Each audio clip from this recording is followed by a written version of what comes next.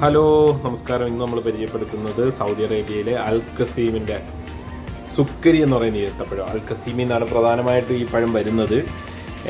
ഈ സുക്കരി എന്ന പേര് തന്നെ മധുരം എന്നാണ്. മധുരത്തെ സൂചിപ്പിക്കുന്ന അറബി വാക്കാണ് സുക്കരി. ഇപ്പോൾ നമ്മൾ ചായയിലൊക്കെ മധുരം കുറച്ച് കൂടുതലിടാൻ പറയുന്നത് അറബികൾ പറയുന്നത് പൊതുവെ സുക്കർ സിയാദ എന്നാണ് പറയുന്നത്. സുക്കരി ആ സുക്കർ തന്നെയാണ് ഈ സുക്കർ. പലരും ചോദിക്കലുണ്ട് ഈ ഈത്തപ്പഴം തിന്നിട്ട് ഇതിന് മധുരം ആഡ് ചെയ്യുന്നതാണോ എന്ന്.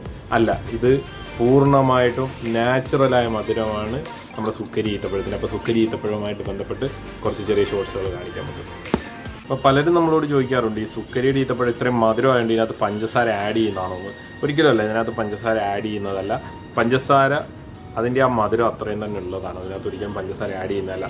പിന്നെ പൊതുവേ ഈ ഷുഗർ ഉള്ളവർക്കൊക്കെ ഉള്ള ഒരു പ്രശ്നം എന്ന് പറഞ്ഞു കഴിഞ്ഞാൽ ഇതിൻ്റെ മധുരം ഇത്രയും കൂടുതലായതുകൊണ്ട് അതൊരു പ്രശ്നമാണ്.